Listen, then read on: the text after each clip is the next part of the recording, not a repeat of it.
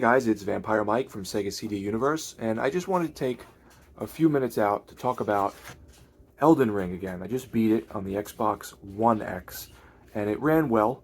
Um, Looked good. It's a very good looking game, sounds good. A lot of mysterious things happening and intrigue. If you've played any of the Dark Souls games, I've said this in the other video, it's pretty much an open world Dark Souls, so it feels sort of like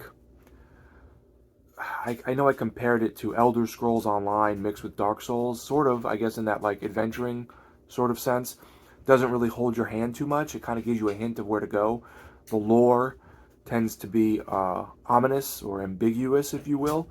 So you sort of have to piece things together, read things, read a lot of descriptions and notes in the game. Overall, I really enjoyed it. Big thank you to my good buddy Patrick O'Brien for sending me this. Very, very kind of him. He sent me this and Yakuza Lost Judgment. Overall, I would give Elden Ring, now that I beat it, an 8 out of 10. I think I still slightly prefer Dark Souls 1 and 3. They're a little more linear. They're a lot more linear, actually. And I like that, in a sense, more than the open world. I feel like the open world can be a little overwhelming when you're running around and there's not a ton of direction. You could also get distracted very easily and go off into other places and then kind of never go back on the main path. So it's a vast game. I thought it was very fun. To be completely frank with you, I don't have a lot of time, having a small child now, to play video games. And when I do, I don't have a lot of time to play difficult video games. So 90% of me playing this was with summons, co-op with my friends, or random people that I summoned online. You can also summon NPC with like this magic. You can summon slimes and skeletons and a mimic later on that is exactly your character, so he has all the same attributes. I went for a strength build, so my character was big and tanky. He ended up with this bull goat armor and this huge hammer, and for the most part I can beat the crap out of anything in a few hits, except some of the more difficult bosses at the end.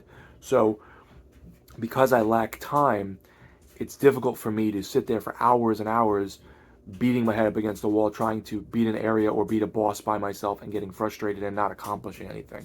And I hate that. So I would call people in and friends and whatnot, and I enjoy that aspect of it. Kind of buddying up and going through a level and them showing you where the secrets are. I think it's fun. At the end of the game, there was an optional boss that I couldn't beat, that I ended up skipping. Melania, I think her name is. And then there's the main ending boss that I tried a few times and had some difficulty with, and I was like, I've kind of had my fill at this point. And there was a group on Xbox that said, hey, we'll help you beat any boss you want, just send us a message. And I did. Two of them popped in, and they absolutely massacred the last boss in like 2 minutes. And the last boss of the game is very, very annoying. Not because they're extremely difficult per se, because, I mean, they are, but they have two phases, two forms. And the first one is he's walking around hitting you a little on the slower side. You can get some hits in and back off, but he does some like AoE attacks that are annoying.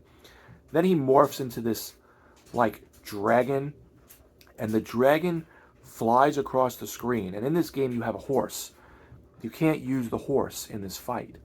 So he'll go across the screen, and my guy's very slow. I'm a tanky like strength build.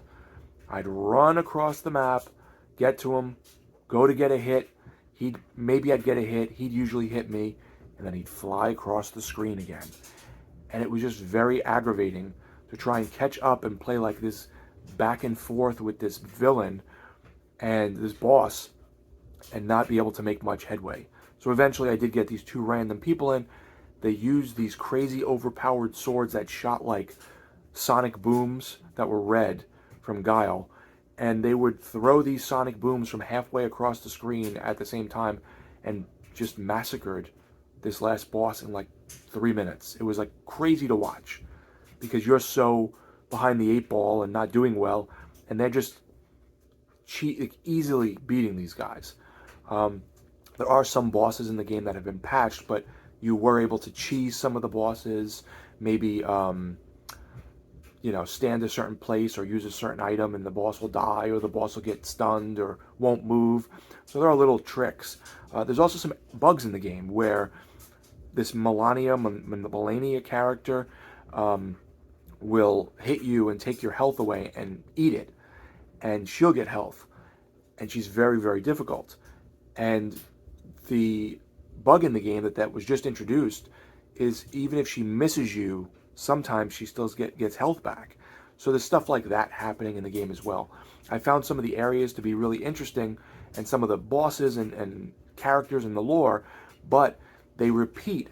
So there's a couple areas that feel very similar, bosses that are exactly the same but maybe color swapped or do maybe a tiny bit of a different move set. So that was a little bummer because a lot of the villains and enemies and bosses feel very samey after a while. Some of them are the same. There was a boss called the Briar of Elmer or something, and he's like a big tanky knight. And then you fight him over and over again. He's called a ball bearing knight. And you fight them and you get these ball bearings you can turn in at home base to buy upgrades for your characters' weapons and stuff. So I feel like because they came out of their comfort zone with that linear Dark Souls thing with these specific bosses and stuff, specific enemies, they didn't know what to do and they had reiterations of a lot of the characters. And I thought that kind of took away from the game for me. The other thing was they tried to make the game more accessible. So they made the game, I would say, as difficult or sometimes more difficult than Dark Souls. But the way to get around that is to summon either an NPC summon, a human summon, or these like spells where you can get skeletons or a mimic of yourself. And that's how they overcame the difficulty level, which sort of feels artificial. It feels like instead of learning a pattern for a boss and saying, okay, this is when I have to dodge and then hit then and then back off and do this and play like a dance, they made it so, oh, you're having a hard time, you really can't do this, your character's too slow, you have to summon in all these people to help you. Some people like to play by themselves. They don't want to summon in magic entities or NPCs or real people. I don't care personally because I just want to have fun and play the game and make stride and accomplish something. But I have friends who won't really play this with people. And I think that's sort of a bummer because being older now, having a kid and not having time, I wish they either toned it down, the difficulty just a little, or made it so you didn't have to summon people. I feel like you almost have to in some instances. And that sort of sucked. For me, I had fun with it, but I could see people being annoyed by that. Overall, I thought it was a very fun game. Again, if you like the Dark Souls formula, you will fit right in. You will love it. There's tons of armor and gear and weapons and interesting characters. I ended up going for the Dung Eater ending. So if you watch the intro where they're hanging that guy who looks like he's wearing like a diver suit, sort of, like a big round suit, and they're like, the loathsome Dung Eater. I went for his ending, and it's a bad ending, and it's not too different. That's the other thing. The endings that I watched, there's like 4 main ones that just vary very slightly, and then there's 2 very different ones, kinda. But the endings are all fairly similar with some variation of the main one. The point of the story is there's this ring that gets shattered, and there's all these gods, I guess, that have them throughout the land. I don't know what they call them. I forget. The story I didn't get too into because, again, I try to play quickly, little hour bits, and they're at a stalemate. All the gods are holding on to these pieces of the ring, and if you get them all, you become like a lord, the Elden Lord. But because they're at a stalemate and they're all playing defense, no one's really going for them. So you, this tarnished soul, have to go for pieces of these rings or whatever, the runes, and put them together. The wording in the game is very similar to Dark Souls. Instead of souls, they're runes. Instead of bonfires, they're graces. But the mechanics are all very, very much the same. Overall, I would give Elden Ring an 8 out of 10. I really enjoyed it. I had a lot of fun with my friends. My only negative is the difficulty curve I found was very, very great later on where I needed people.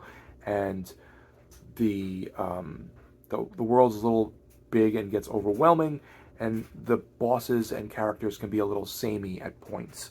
But overall, I thought it was a great game. I really enjoyed it, and if you like Dark Souls or Demon Souls or Bloodborne, highly, highly recommend it. It's very fun. So, especially with friends for me.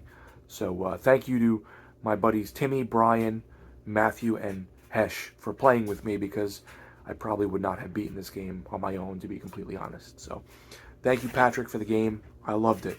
It's Vampire Mike from Sega CD Universe. Be good.